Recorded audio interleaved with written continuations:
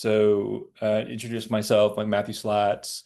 I am an organizer with the Virginia Solidarity Economy Network. We also do work at the city of Richmond, doing participatory budgeting and whatnot. And this thread of conversation about people's assemblies and citizen assemblies has kind of been growing, and as another tool to like bring resident engagement into the conversation. I organized this session, really to kind of bring two people that I've gotten to know recently, who are doing both sides of that work to the conversation, and just talk about the work that they're doing, and thinking about like what are the relationships between people's assemblies and citizen assemblies. Some of the ideas and frameworks that they're using, and what are some of the successes. I mean, we know that there is actually a pretty rich history of assemblies in the United States, right? Thinking back to like Native, Haudenosaunee Confederation history, then thinking about the town halls in New England, and then there's a long history of Southern people's assemblies and different forms of assembly that's been going on in the South for a long time. So yeah, really excited to like have you both share a little bit about what you're doing, and how it's going, like how this effort is kind of growing across the US, because we're seeing a lot of activity right now. We've invited Cole Speidel from FIDE North America, and Aaron Linas from the Richmond People's Assembly to share a little bit about the work they're doing. So we'll have them present for 10 or 15 minutes, and then just have a conversation, maybe ask some questions and see where this leads. Who would like to go first? I'm happy to. Yeah, okay, Why go don't I'll ahead, take Cole. it. Yeah. Give Aaron a bit more peace and quiet at the beach. Hello, it's wonderful to be here with our participants. And so my name is Cole Speidel. I've had a career in international development about 8 years, and that ended in April of 2025 for reasons that people have already probably read about in the news. But I've pivoted to uh, work here in the United States and Canada at the organization called FIDE North America, Federation for Innovation in Democracy. And we are very new, about 1 year old, but we're FIDE North America because there's FIDE Europe, and FIDE Europe and FIDE North America do one thing, and that's citizens' assemblies. So you can kind of think about the work that we do as train, design, evaluate. At FIDE North America, we're a small shop. It's the founder, executive director. There's me, and then there's a couple of consultants that we work with. But we focus on citizens' assemblies. I'm pretty focused on a lot of stuff that we do, but also mainly with local government. So I'm happy to kind of run into Matthew. Do you want me to go into it, or should I let Aaron introduce himself? I can't. Aaron, why don't you do a quick introduction, and then we can come back to Cole. Sure. My name's Aaron Linas. I live in Richmond, Virginia. I have a history of doing social organizing in the city of Richmond. I sat on the participatory budgeting commission. That's where Matt and I met each other. So I sat on that for 4 years, helped write the rule book and helped with its implementation in the city. And then basically Trump election. Before the election last fall, there was discussion of what's going to happen when he gets elected, and one of those discussions was starting assemblies. And so I'll get into that. And that's what happened is we ended up starting these people's assemblies to help people organize their neighborhoods as a way to address the what we see now, right? So we were preparing for what is happening now. Cool. Thanks, gentlemen. So yeah, so Cole, like why don't you kind of dive into like we've got two sides, right? Like we've got citizen assemblies, and people's assemblies. And I think it's easy to confuse them. And I've even seen I was on a conversation just the other day about a people's assembly that's happening in Atlanta in a few months. And I was hearing them talk about it. I'm like, oh, that sounds more like a citizen assembly, um, not a people's assembly. So let's just go. Let's go. Do you guys back and forth, like kind of describe what a citizen assembly is, and then Aaron will dive over to talking a little bit about what a people's assembly is. Sure. So, a citizens assembly, in a nutshell, is a representative group from a community, right? So you're getting an assembly. We're talking about the participants, maybe somewhere between 36 to 48 people, as it's happened in the United States. They're a representative group because you've mailed out 10,000, 15,000 letters to local addresses. You've distributed a couple hundred invitations to service agencies to reach people who are unhoused or don't have permanent addresses. And then they respond and say, yes, I'd like to do this. I'd like to participate in this process. Actually, before that happens, one thing that I think is going to be a difference between me and Aaron's presentation here is that the government mandates, in Feed in North America, we're talking about government mandating this process. So a government authorization. So for example, in Boulder, Colorado, their government authorization for their civic assembly was focused on their Boulder Valley Comprehensive Plan. So a once in a decade update of that comprehensive plan. They've sent out 15,000 letters. They got a couple hundred responses, and from that, they selected, based on preset criteria, 48 assembly members. So those assembly members then, so we have a question, right? We want you to talk about 15-minute neighborhoods within the Boulder Valley Comprehensive Plan. That's been a blocker for our planning departments. Figure out what this actually means, because the plan covers the city and the county. So we're talking about urban and rural communities where you can imagine 15-minute neighborhoods are going to look quite different. And so you've got the assembly members convened.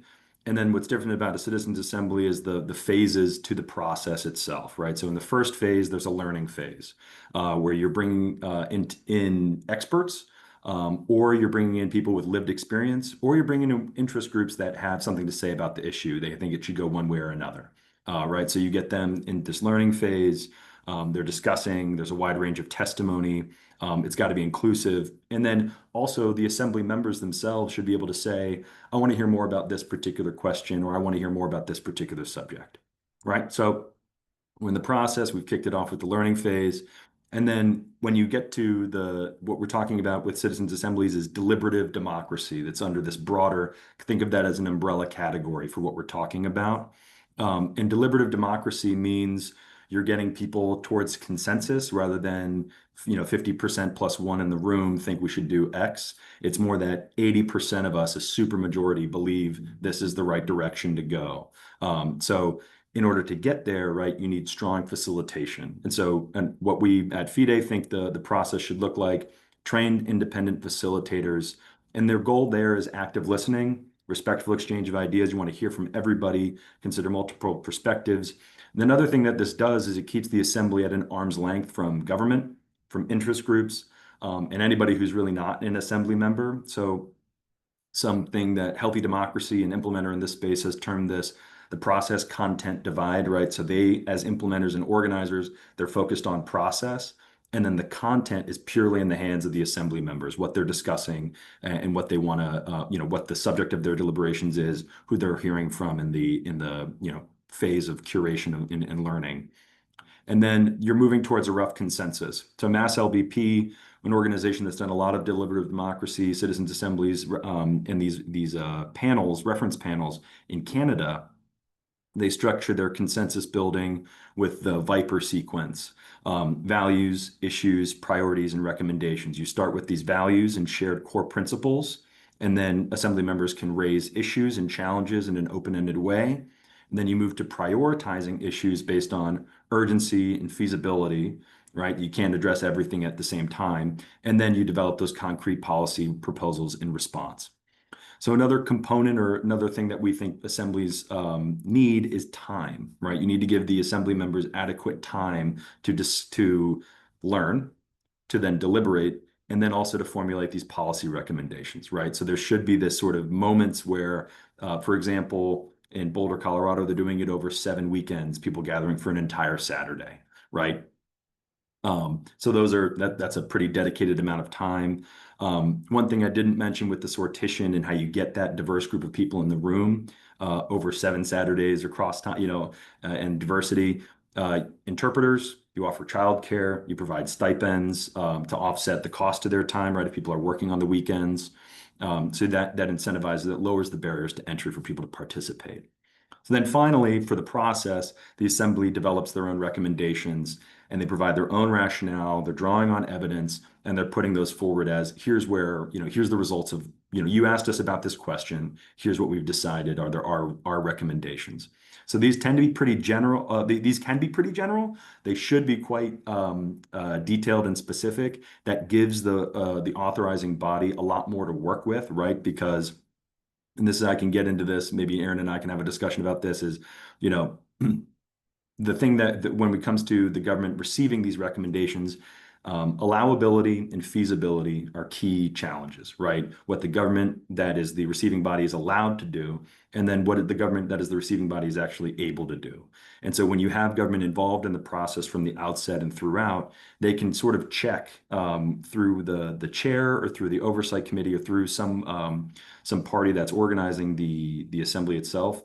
Actually, if you move in this direction, we have a lot of legislation on this particular topic that's pushing us in this particular way. So that would impose all these other costs, right? So if you can actually outline what your rationale for that, choosing that direction is, we can start to finesse some of these things in a particular direction. So finally, the final component that we think makes a citizens assembly is government accountability, right? So there needs to be a clear mechanism where the government is responding to these recommendations, right? So you can have a city council session, live city council session, where the assembly members, like they did in Fort Collins, 3 of them get nominated by the assembly, and they sit there with council and they go through the recommendations. Here's what we have decided as a consequence of this of having this assembly, and then the council members can in that moment respond.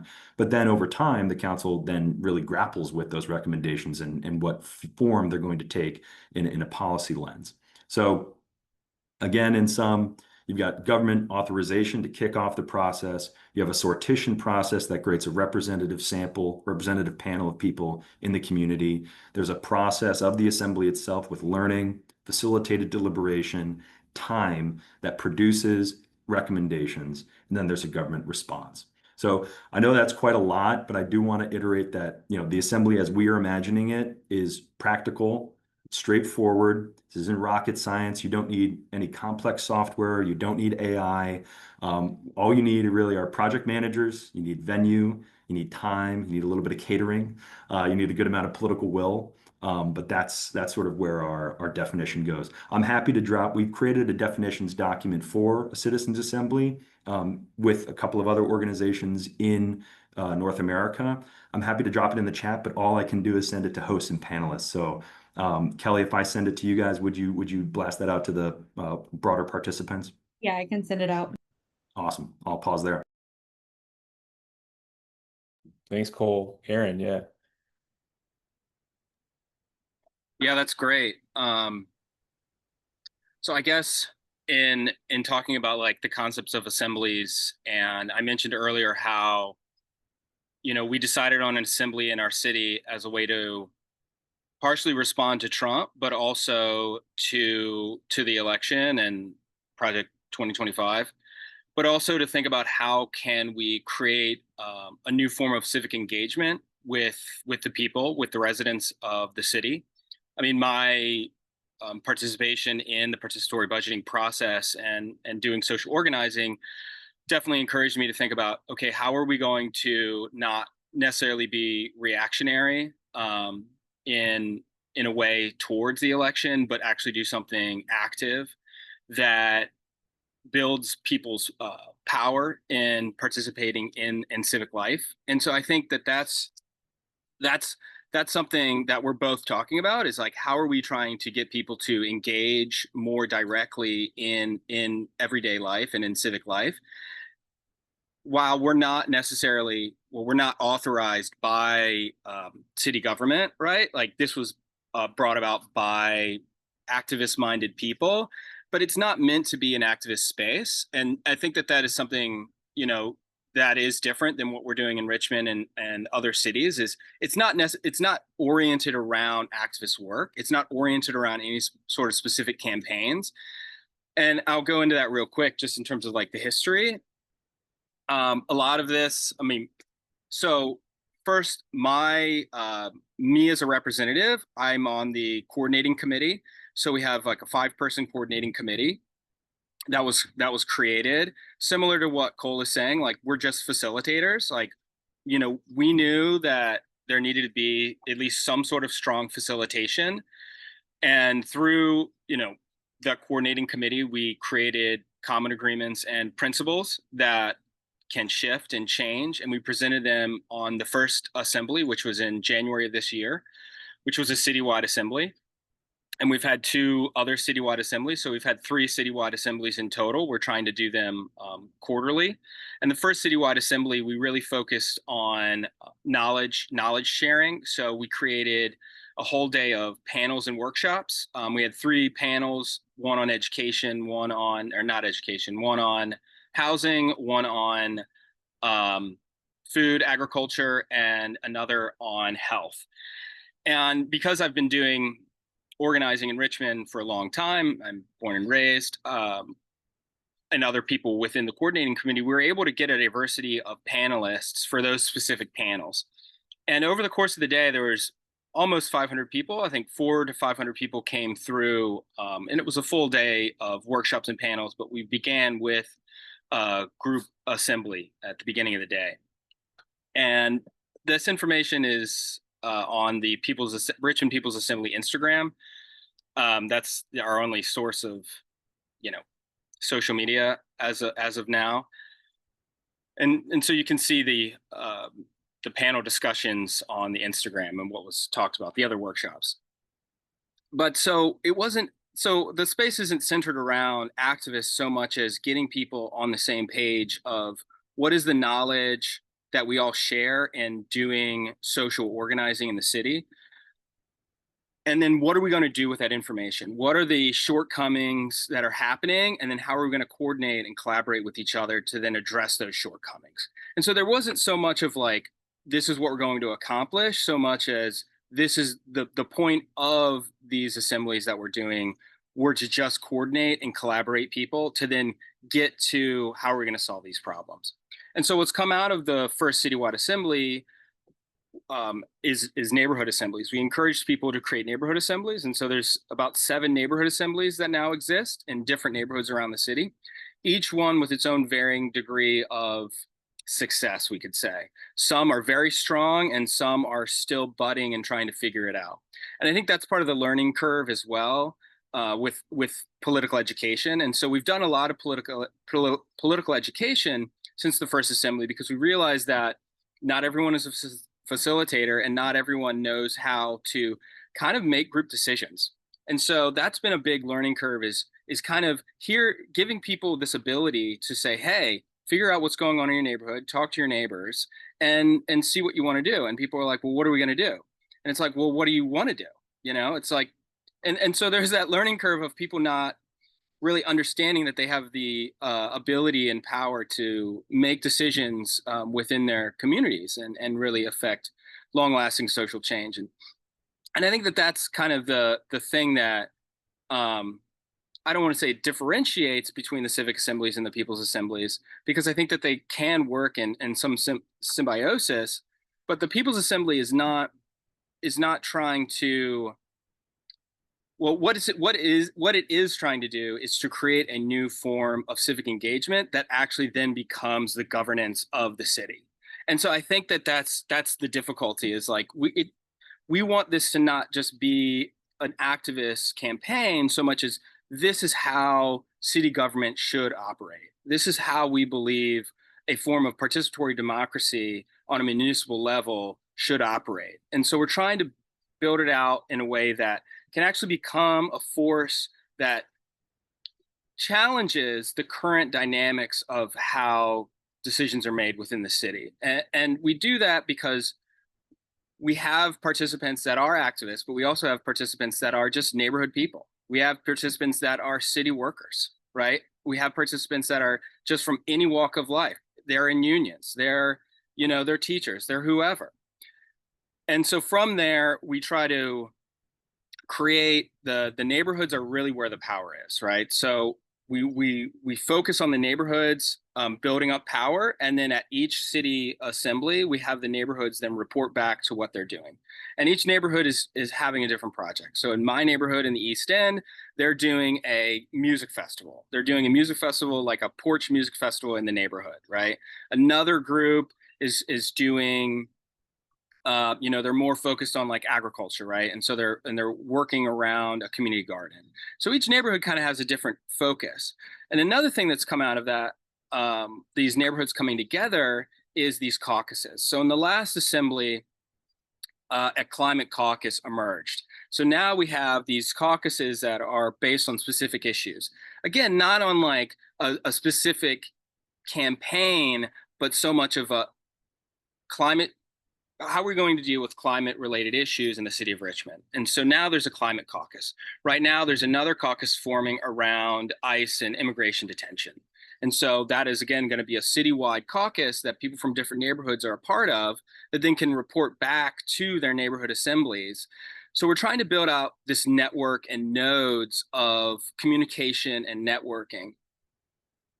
And so that's the brief structure of what's going on. I mean, there's a lot more, but I guess I'll just say that, like, I am, yes, representing the coordinating committee, but my own personal influences are different than other people's personal influences of why they came here. And so I just wanted to speak that for 1 second. And my major influence of doing this is around social ecology and democratic confederalism. And I know that a lot of people have heard about that, but I just wanted to name that as like, that was I've been studying it since 2011, since Occupy. And so that has been my major like influence in wanting to build out this kind of structure.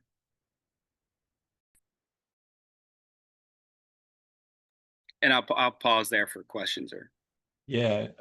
Yeah, Aaron, that's great. I mean, I think we've got like these two great, like different, like I'm a civic infrastructure person, right? Like thinking about like how these are functioning in different ways to actually kind of build, like one's building I think a relationship between residents and elected officials and government systems, right? Like to create that voice from and help residents like solve the key problems, like with a assembly. And then I think we've got like the People's Assembly is more kind of like organizing a new structure of like how democracy functions at a local level. I think they're very similar, but they're maybe coming up a little bit different of a practice, right? Like there's a lot of having experience with it, like they're functioning a little bit different ways with a little bit different outcomes.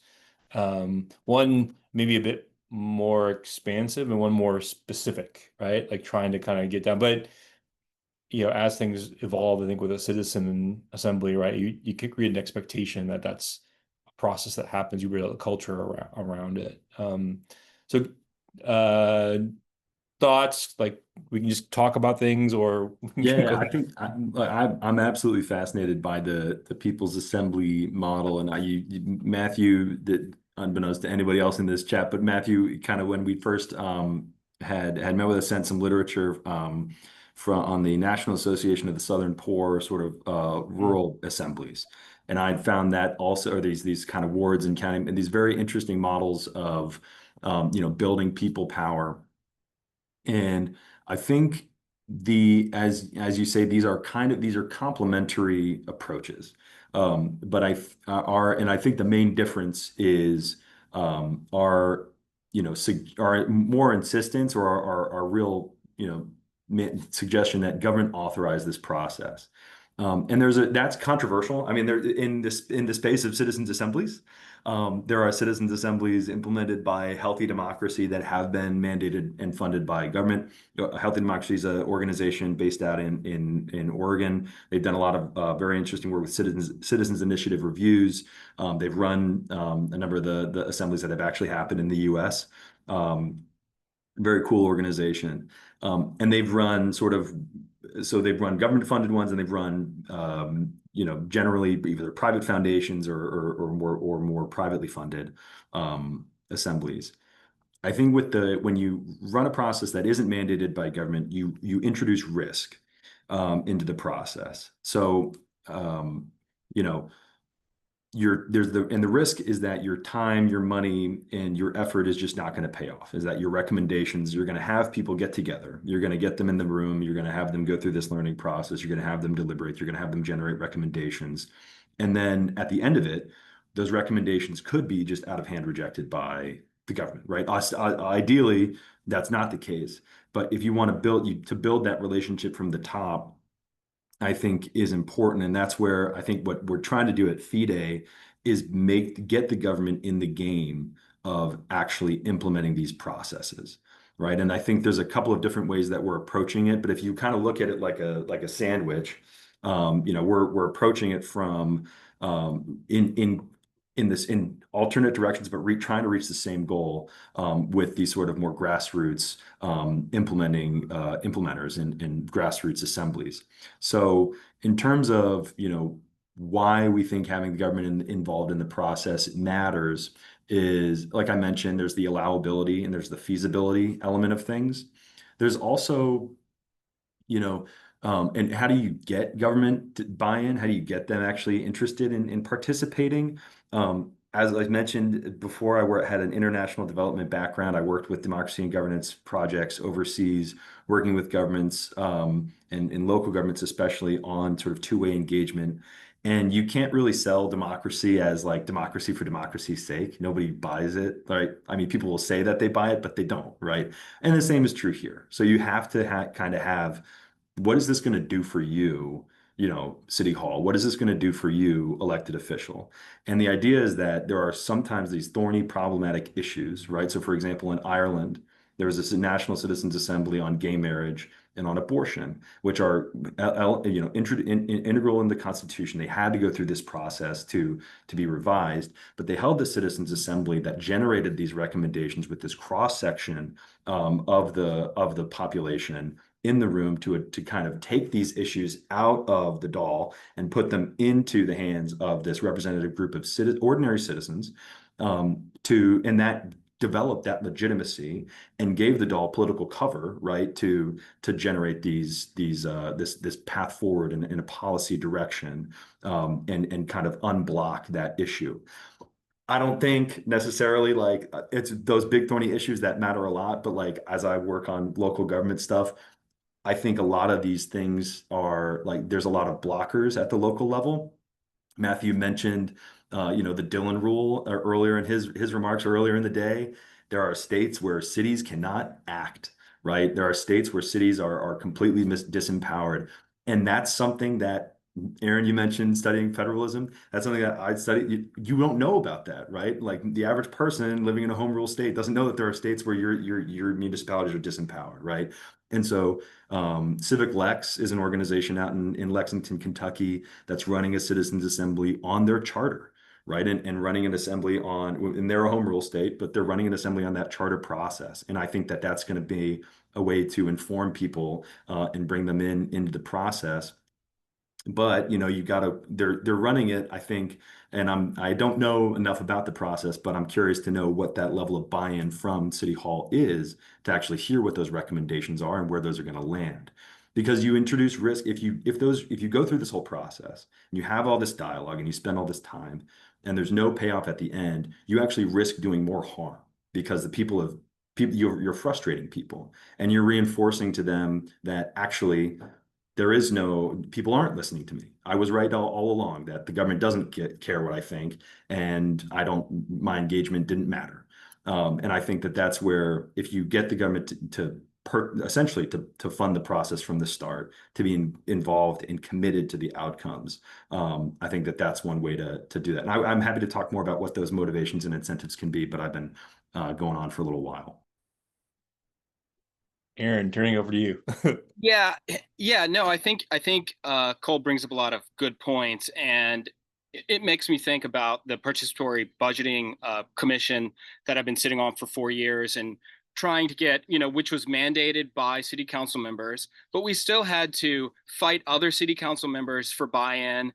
And even just administrative folks, people just working in city hall that just didn't want to participate in it. They just didn't want it to happen. They thought it was going to create more work for them.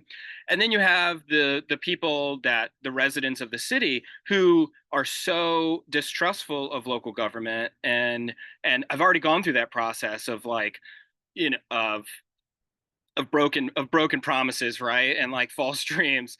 And they're like, oh, this is just another project that's not going to do anything for us. So like, why am I going to participate? So there are all of these factors of more than just distrust, but just feeling so just distraught, right, with everyday life, and how the government is not working for them, that we had to kind of say, hey, like, give this a try, because we believe that this is actually going to be a process that will give residents the ability to make decisions within building out the municipal infrastructure. And we've gone through the cycle. People submitted ideas. Those ideas were voted on.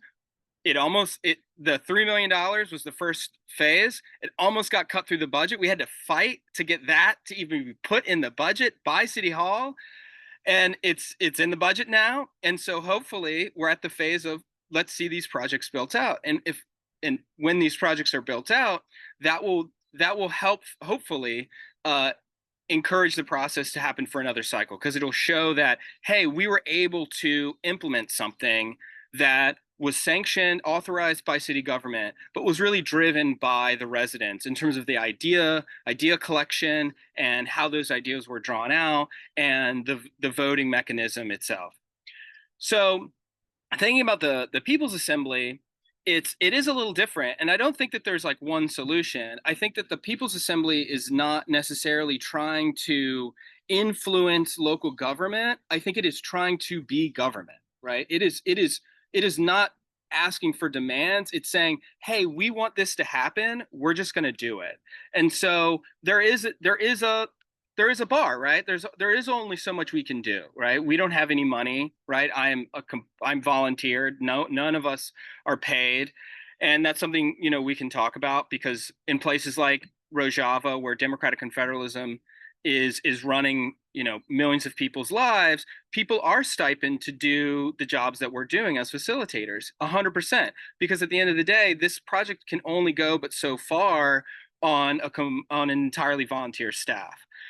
But it's not necessarily, trying to get the government to listen to us so much as saying, these are the problems we see, and how we're going to coordinate with the tenants unions and the labor unions to solve these issues. And then once that is discussed, then we get to the point of, okay, we don't have the money to build affordable housing. Well, who does, right? Well, the city government does. And I think that that's where the civic assemblies then can come into play, right? Where you have people that are generating policy, and that generation of policy, that collective generation of policy, is really the end point of these assemblies in some way.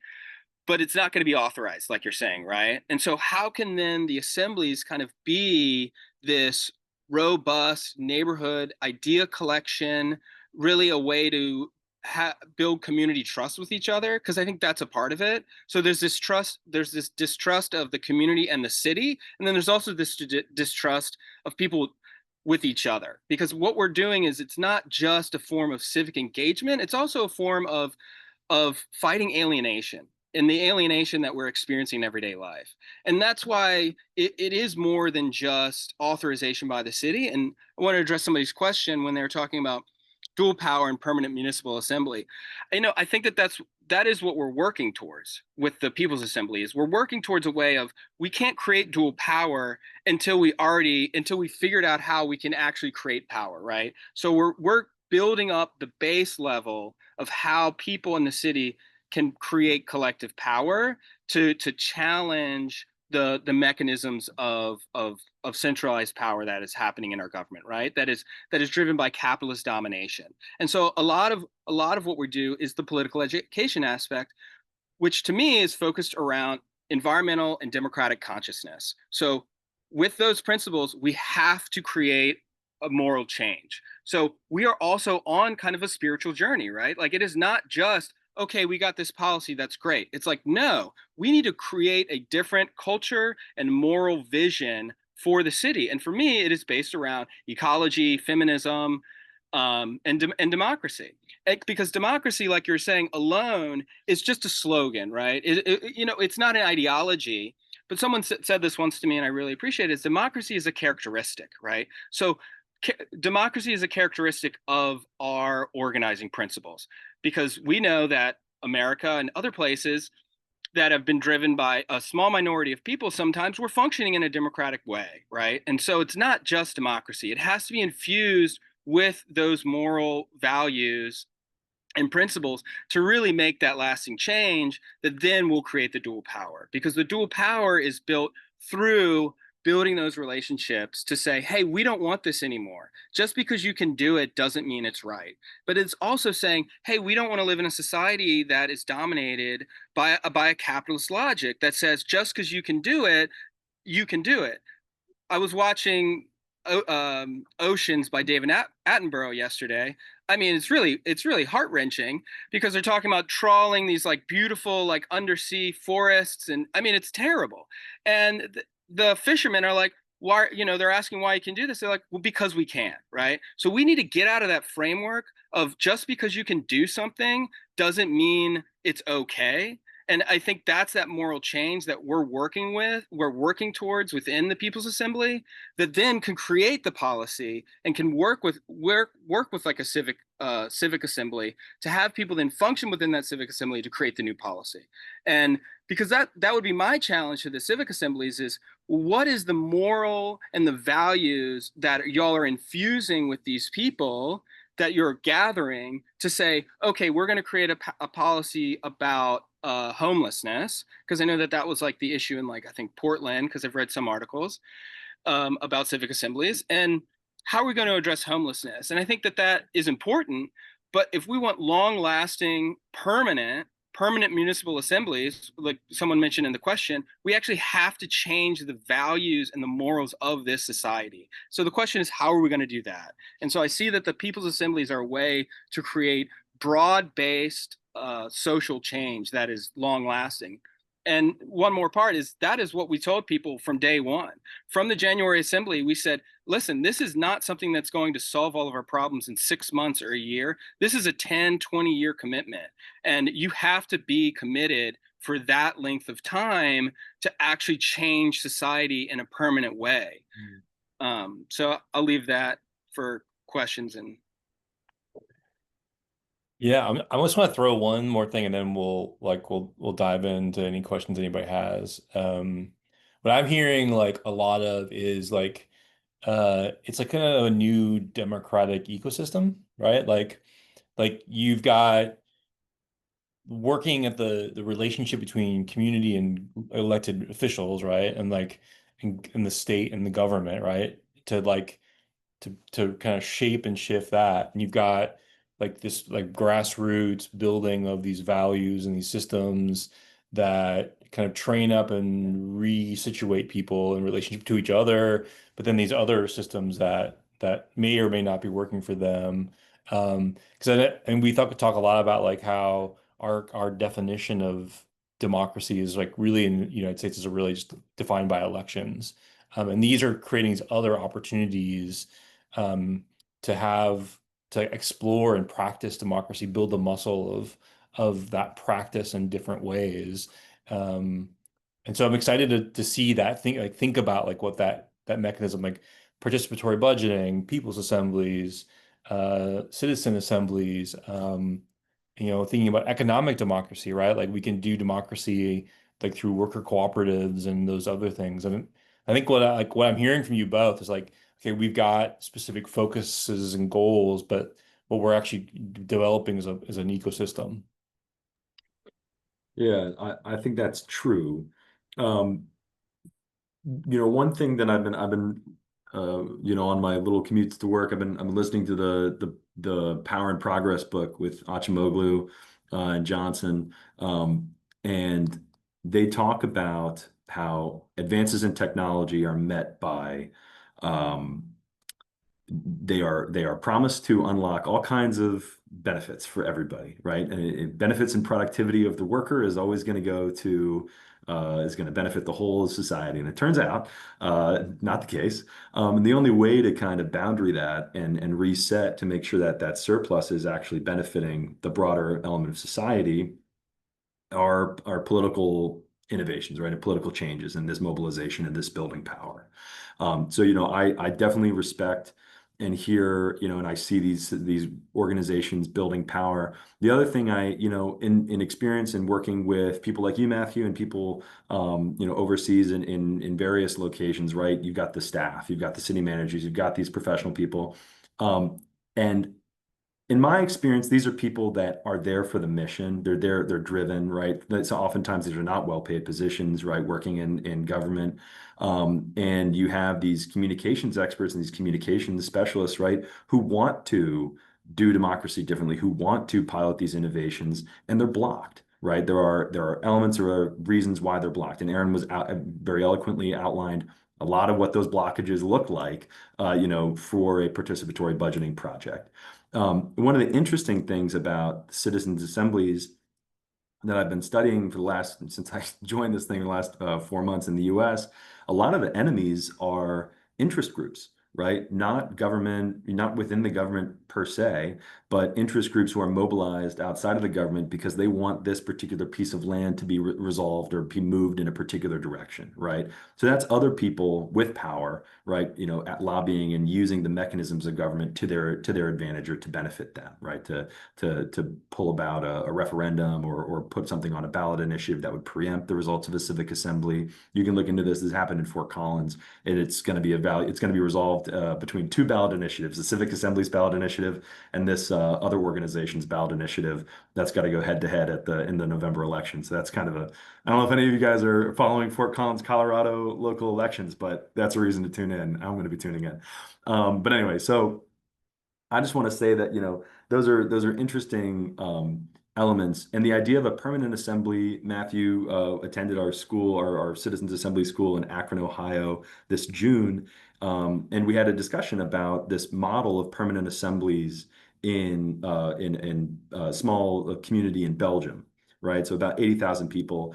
And they were kind of had this interesting model that I kind of wanted to bounce off of Aaron right now, because what he was braising up with the sort of, you get this people's assembly together, you get 400, 500 people kind of meeting and discussing, here's the main challenges and issues. That sounds like an agenda setting body, right? And you mentioned, that agenda setting body could say, this is priority number one for the People's Assembly of Richmond, Virginia, and work with the city to spin off a citizens assembly that moves progress forward, right? Within a couple of weekends, you have, or with the resources of the city, and within a couple of weekends, you have a, diverse group of Richmond, is it Richmonders? Richmonders together who are talking about this particular issue, representing all the districts in the city. And they generate recommendations and they generate that policy, path forward, right? And then that civic assembly comes to a close, right? But the People's Assembly doesn't. It stays intact and it stays permanent. That echoes and that would mirror what this East Belgium community has developed, right? So these models exist elsewhere in the world, these innovations and these models. And again, they're not complex things, right? This is a practical, solution-oriented thing. You don't need tech, you don't need AI, you don't need some company to come in, you don't need a consultant to come in and do it. You need some of the facilitators at the civic assemblies in the US, they're college students, right? They're Colorado State University students in Fort Collins. They're University of Boulder students in Boulder, right? You can train those folks how to facilitate a table, and that's what you run it on, right? And so these kinds of interesting and sort of low cost, practical, solutions oriented mechanisms, they can definitely work together and should work together, right? And echo and mirror and listen to the People's Assembly model. I'm going to leave it there. There's a couple other things I wanted to say, but Matthew gave us a whole list of questions. I wrote a whole couple pages of things about things I wanted to say, but I'll stop here. I want to hear the discussion.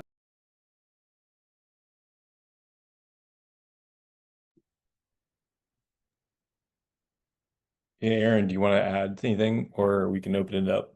Well, I think what Cole laid out is exactly how the People's Assembly and the civic assemblies can work together, right? I think that agenda setting model, and please send me any information you have. The East Belgian project sounds really interesting, and I think that is kind of like, because we don't know we don't have everything laid out, right? Like we're not trying to determine predetermine what the people's assemblies are going to necessarily do, but we are like we're thinking it through, right? We're not thinking it through, but we're not trying to give it this predetermined like goal. But we are saying that it is something that needs to be kind of reoccurring and continuous. But I love that idea of like creating that agenda, and then those agendas then going towards those civic assemblies to say, okay, now sanctioned by the city, people from these assemblies and people that are like taken, through the sortition process are now addressing these policies. And in some way that would mean the city council members would have to also kind of believe in the People's Assembly and how that they're creating agendas, which is part of the reason why the first assembly I really worked towards getting nonprofits and activists and people that have already been doing this work for a long time to get their buy-in, to really have people buy into this from the beginning, as this is a process that can actually create long-lasting social change. And so getting that buy-in in the beginning was really important. So I was able to bring in a lot of people that have been doing this long-term work for a long time that didn't necessarily interact with each other. And that's just something I wanted to talk about as well, like what we learned through the participatory budgeting process. And I think that is probably happening maybe within the civic assemblies is you have, when you're working through the authorization of the city government, you have these different departments. Now you're kind of forcing different departments to work with each other that maybe didn't work with each other before. And so that's what I was thinking about with the assemblies as well, right? It's like we're getting different kinds of people in housing, health, agriculture that maybe have never even talked, or like maybe have like issues because like they're like too nonprofity or too, and this one's like too activist or whatever. But to get them in the room and to really have that cross department or cross organizational conversation, I think is key to get to where we want to go. Because working in our silos, again, we're fighting that alienation. And so I can see like how the civic assemblies, with creating policy within institutions and organizations, talking to each other that otherwise wouldn't have. So I just wanted to bring that up. Yeah, that's great. Oh, love it. I love it. Like I feel like this conversation could go on for a lot longer. So we've got 10 minutes left. We all want to give time to, because like the next panel has to transition in. So any questions for those sitting on, where we've got a few people on the call. So just looking at this, there's like the question from Alex from a while ago, which I think we kind of addressed, was like, I'm specifically interested in the differences between issue-based citizen and people's assemblies versus a dual power permanent municipal assembly. That we got at that a little bit in the conversation. Aaron asked, this is from Terry, for info on a multi-body sortition. There's a link there about some of that stuff. Anybody else? And like I know people can't come on call, so you have to type in something to like get a question in. But anybody have any questions or thoughts they want to bring to the table? I had a question for Aaron while we wait for people to type. When's the next People's Assembly?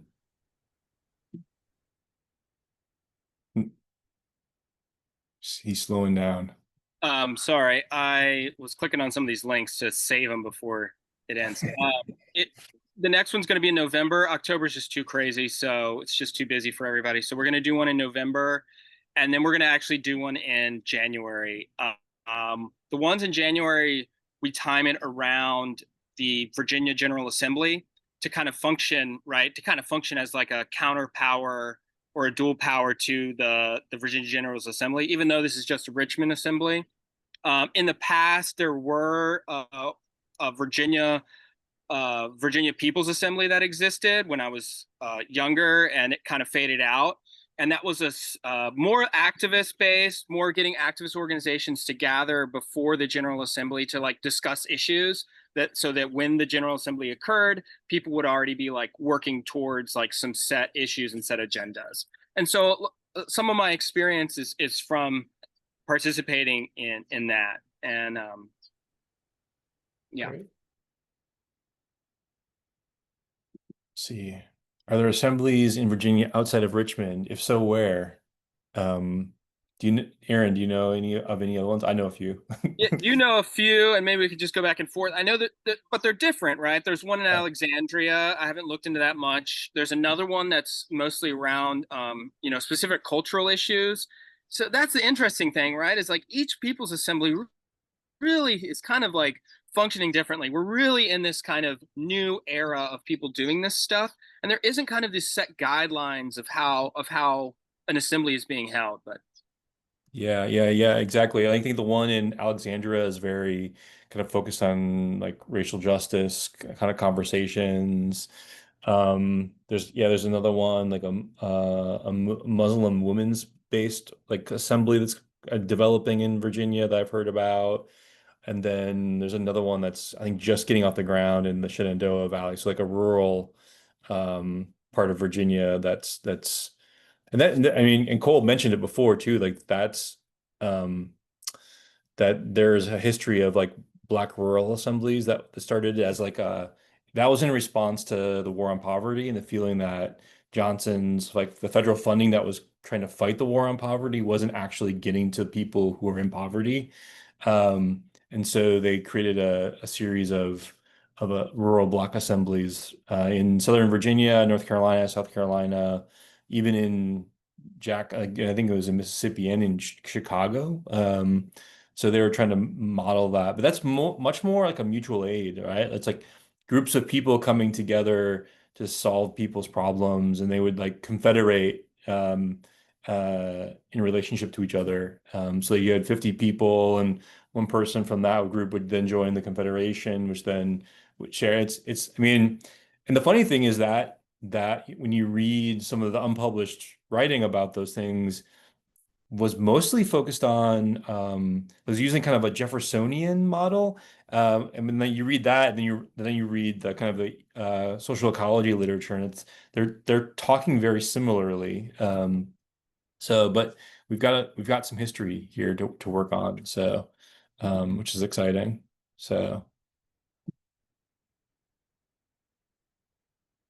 maybe we just like any last since I'm not seeing any questions, any last thoughts or suggestions, right? Like to those that might want to get one going and they're, come to a training we're going to do in Richmond eventually with V-Day to learn about citizen assemblies. Like, you know, go check, keep following the Richmond People's Assembly on Instagram and see what they're doing. But I'm sure there's others that are going on if you just look for them.